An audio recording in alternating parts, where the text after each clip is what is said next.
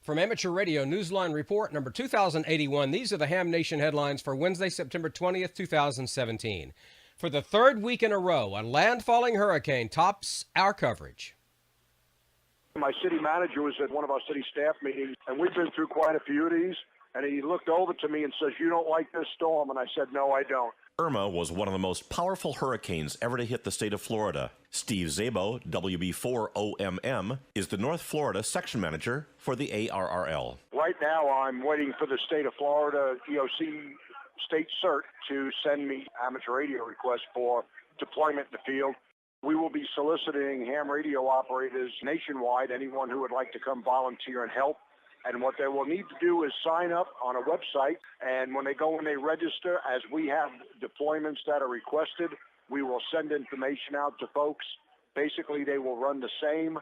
They are deployments to public safety and emergency management command centers. We're looking for amateur radio operators with dual band HTs, spare batteries and chargers, and obviously self-contained for several days. They will provide shower and sleeping facilities in most cases. They will provide food and beverages.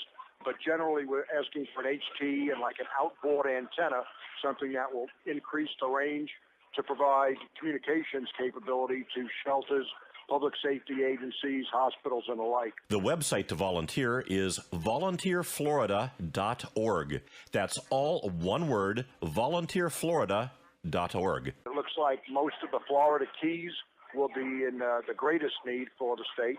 We'll also have some in maybe southwest Florida, in the Naples to Port Charlotte area, and maybe some in the center of the state. There are areas, particularly in the Keys, where there is no infrastructure left.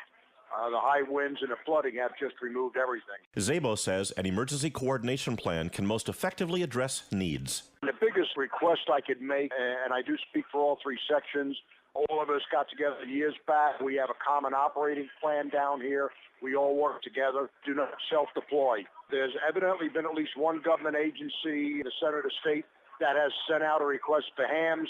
We would ask that, even though you're interested in that, to respond to the state requests first, because those are coordinated and those are the most effective as far as being able to provide the resources where they are most needed. We're looking at unmet needs, not unmet wants. Reporting for Amateur Radio Newsline, I'm Kent Peterson, KC0DGY. And the 2017 season isn't done yet, so stay tuned. For the rest of this week's Amateur Radio News, please listen to the full Amateur Radio Newsline report online on a repeater near you or on shortwave radio station WTWW at 9930 and 5085 kilohertz. And that's all from the Amateur Radio Newsline, your independent source for amateur radio news for 4 decades and counting at www.arnewsline.org. With Kent Peterson, KC0DGY, Karen Eve Murray, KD2GUT at the news desk in New York, and our news team across the globe, I'm Don Wilbanks, AE5DW. 7-3. We'll see you next time here on Ham Nation.